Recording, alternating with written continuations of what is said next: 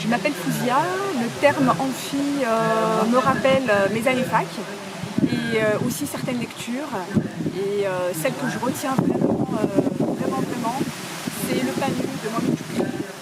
Là, j'étais bouleversée, complètement marquée par ce livre qui m'a fait voir le monde autrement. Je pensais déjà connaître certaines choses de la pauvreté, mais là j'étais remuée et puis l'aspect, je dirais, international, humain. Voilà, c'est un livre vraiment que je recommande, qu'on n'oublie pas. Je n'oublierai jamais ce livre. Et puis, que dire, déchirant, vraiment la question de la pauvreté, de l'injustice, des rapports de pouvoir, de domination, m'ont vraiment ouvert les yeux sur un monde, voilà, à cet âge que je soupçonnais. Alors bonjour, c'est Emmanuel Bompard, je suis député européen, j'habite à Toulouse et je voulais vous parler de l'année 2005. En 2005, j'avais 19 ans et c'était le moment de la bataille sur le traité constitutionnel européen. Je suis sûr que vous êtes nombreuses et nombreux à vous en rappeler. Et c'était une bataille importante pour moi, mais je pense pour nous, les Insoumis, qui en quelque sorte a une dimension assez fondatrice dans notre engagement, parce que c'était une bataille contre l'Europe libérale, contre une construction européenne qui se fait au détriment des citoyens et qui donne le pouvoir à une oligarchie qui décide sans jamais demander l'avis aux citoyennes et aux citoyens. Et la forfaiture du traité de Lisbonne, c'était 2 ans après, en 2007. Elle a illustré, elle a marqué quand même cette fracture entre l'Union européenne et les citoyens. Et ben aujourd'hui, je suis député européen et c'est à cette fracture-là qu'on essaye de s'attaquer pour faire en sorte que l'Union européenne, qui détruit, qui supprime la souveraineté des peuples, on la combatte de l'intérieur et on fasse en sorte d'en finir avec cette construction-là, parce que c'est les peuples qui doivent décider. En France, c'est la 6ème République, et en Europe, c'est pour ça qu'il faut rompre avec les traités européens. Je m'appelle Françoise, j'habite en Seine-et-Marne et en fait ce sont mes 4e amphis, donc j'y assiste depuis le départ. Et en parlant des amphis, eh bien, mes souvenirs, quand j'avais 19 ans, c'est mon premier vote aux élections présidentielles, donc j'ai voté François Mitterrand.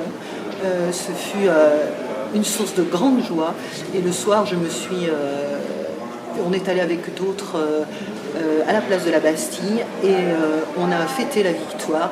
Et là, j'ai rencontré un vieux monsieur qui était assis sur un banc qui a dit « J'attendais ça depuis 1936 ». Donc ça m'a profondément émue. Et suite à ça, quelques années après, j'ai adhéré au Parti Socialiste, que j'ai quitté pour des raisons idéologiques. Et en 2000, j'ai repris la politique en étant sur une citoyenne. Et en 2009, j'ai adhéré au Parti de gauche, ensuite à la France Insoumise. Et être ici, c'est aussi pour se rebooster intellectuellement et reprendre la rentrée en étant dans un certain dynamisme. Je m'appelle Karine, je suis de Toulouse. J'ai un esprit marquant dans ma jeunesse et à mes 18 ans. C'est quand il fallait que je travaille pour payer mes études, pour pouvoir faire des études, avoir des diplômes et essayer de m'en sortir dans la vie, puisque c'est ce qu'on nous racontait. Et l'effet marquant, c'est qu'une personne proche m'a payé un voyage pour que je puisse avoir des vacances, de réelles vacances au Sénégal. Et là-bas, j'ai découvert l'esprit de solidarité qu'il y avait entre toutes les personnes. Et ça m'a confortée dans cet esprit de solidarité, de faire des actions avec les personnes autour de moi pour le bien commun, en fait. Et c'est ce qui trace toute ma vie aujourd'hui. Voilà. James de Lyon. Voilà, alors on m'a demandé de parler de mes souvenirs d'université. Alors j'ai notamment un souvenir quand j'avais 20 ans. Aujourd'hui j'en ai 50, donc il y a 30 ans de ça. C'était à l'occasion d'une soutenance chorale de lettres pour essayer d'avoir une certaine aisance à l'oral. Et mon propos, ça a été de reparler d'une séquence que j'avais vue à l'époque de Soya. Nicolas Hulot parlait de la dévastation de la forêt amazonienne, mais aussi de ces peuples autochtones qui souffraient de cette déforestation et qui commençaient à disparaître.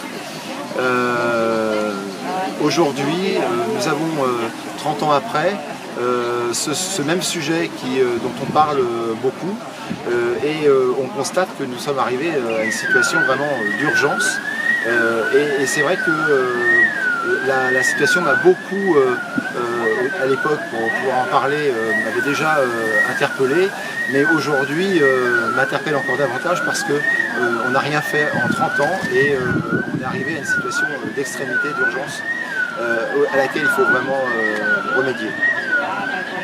Alors mes années amphi, c'était finalement il n'y a pas si longtemps que ça, il y a une dizaine d'années, quand sur les bancs de l'université, j'étais avec d'autres, j'ai découvert le militantisme syndical à l'époque, militantisme étudiant. Et quand on milite à la fac, on chante beaucoup. Et on avait créé une chorale politique et syndicale où on s'amusait à reprendre des chants internationaux de à peu près tous les pays, des chants militants. Et un chant qu'on chantait assez souvent en tant que syndicat, c'était Solidarity Forever, Solidarité pour toujours, qui est un chant que reprenaient notamment les mineurs en Angleterre et qui nous a porté de longues années militantes étudiantes avant un jour de me retrouver ici pour d'autres sortes d'amphi. Alors moi j'ai fait un rêve d'enfance qui était répétitif pendant longtemps. C'est un rêve que je ne sais pas si je montais le Nil ou je descends.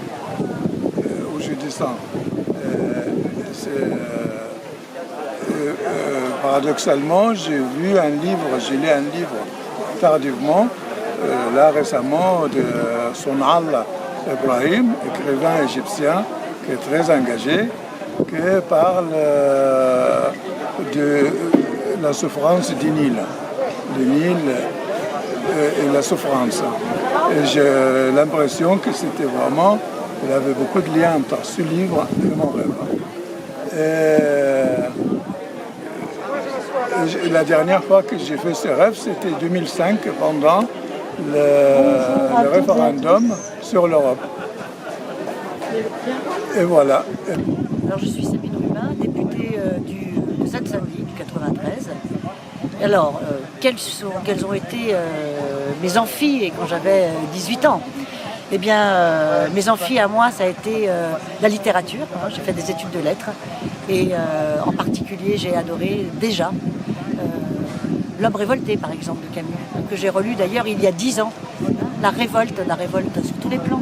La révolte métaphysique, dépasser le naturel, dépasser finalement la mort, la révolte sociale, la révolte culturelle également, sortir, s'émanciper.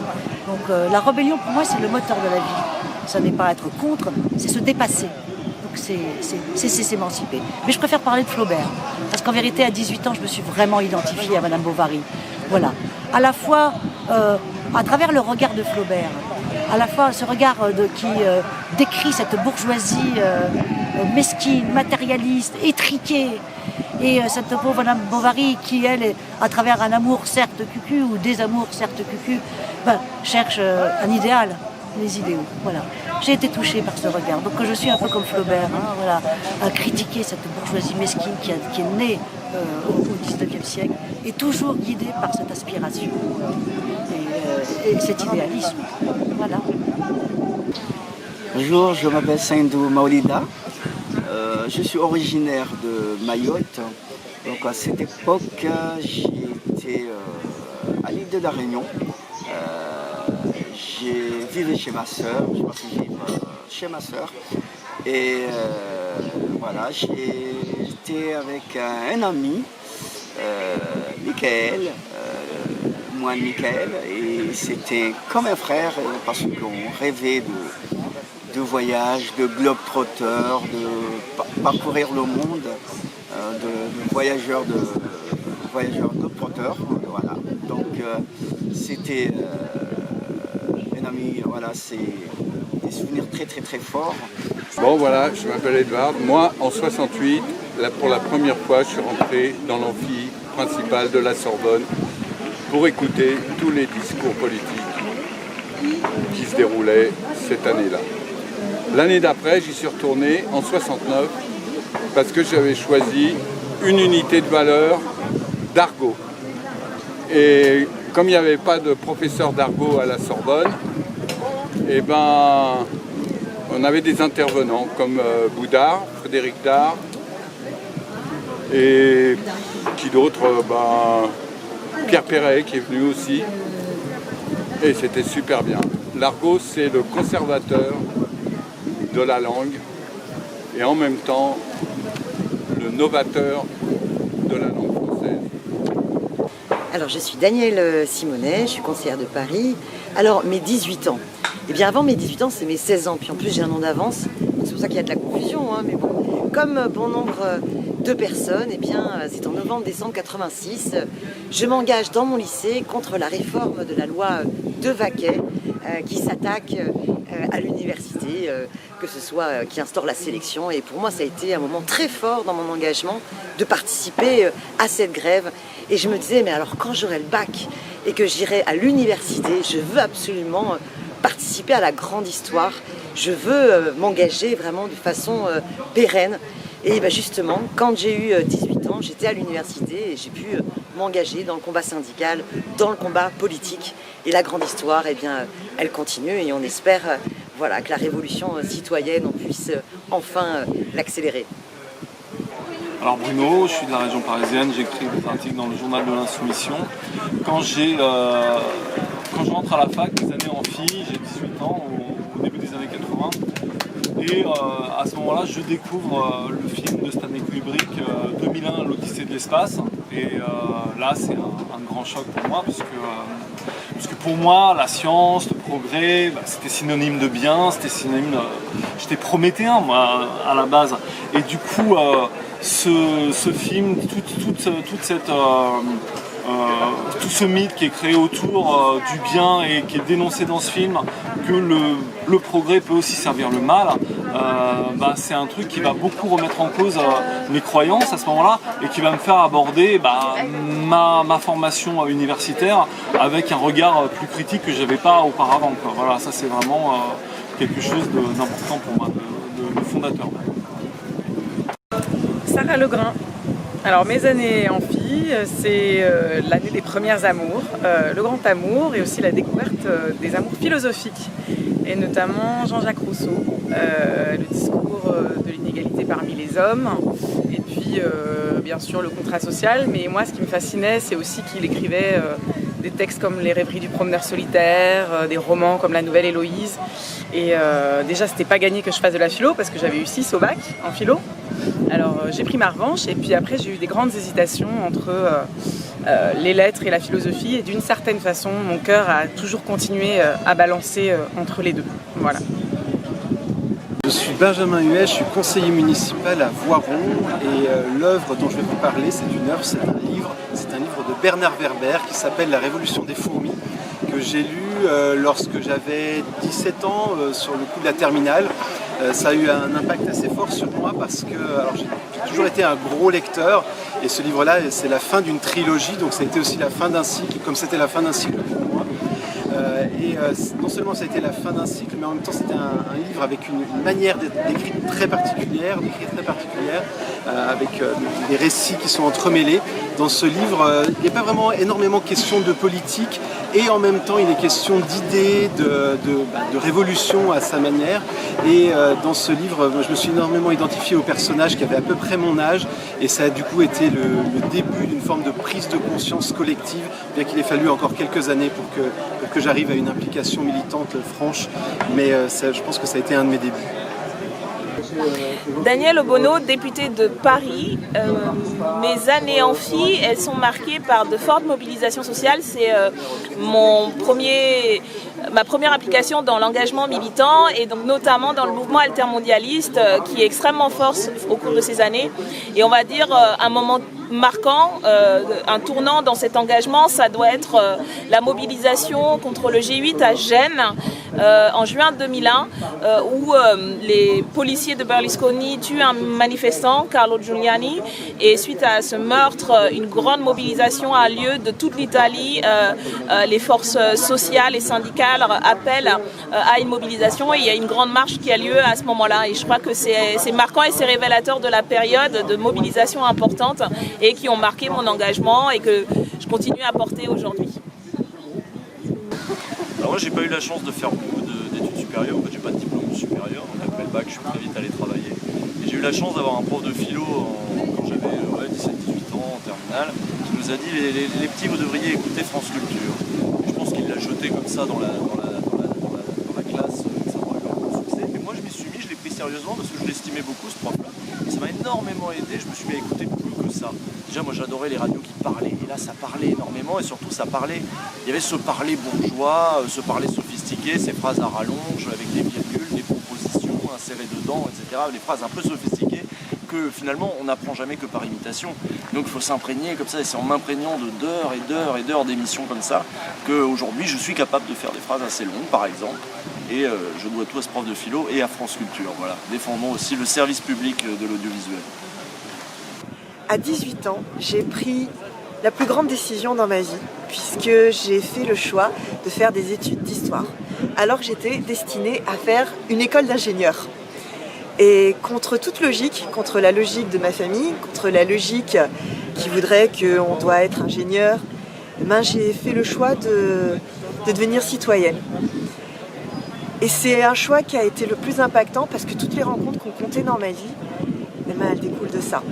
J'ai rencontré des gens qui ont fait la citoyenne que je suis aujourd'hui, qui m'ont aidé à trouver les idées que je défends aujourd'hui, dans ma vie personnelle aussi. Tout ça, ça a compté. Et aujourd'hui, c'est la décision la plus importante. Et aujourd'hui, c'est une des décisions qu'on est en train de voler à notre jeunesse aujourd'hui. Parce qu'avec Parcoursup, jamais j'aurais pu faire ce choix-là. Alors, ce que je souhaite aujourd'hui, c'est que vous toutes et tous, vous puissiez trouver la vie que vous vouliez mener contre les idées des autres, parce que l'idée la plus importante, c'est celle que vous ferez et celle que vous trouverez. Voilà. Assis bas, mes années en fille, le grand vent d'espoir s'était levé puisque c'était l'élection de Mitterrand en 1981. Il y avait le grand espoir du retour à la gauche au pouvoir, l'abolition des droits, de la peine de mort, cette parole redonnée au peuple, au monde ouvrier. Nous avons vu ce que ça a donné à la fin et nous en sommes fort tristes, d'où notre insoumission. Le vers qui me vient à l'esprit pour mes amphis, c'est celui d'Henri Michaud. Un jour bientôt, peut-être, j'arracherai l'encre qui me tient loin des êtres, avec cette sorte de courage qu'il faut pour être rien et moins que rien. Clown, abattant dans la risée, à force d'être nul et rat et risible. Pourquoi ce vers? Parce qu'il me semble que les médias décrivent la France insoumise de cette manière-là. Et que c'est la réponse que nous leur faisons.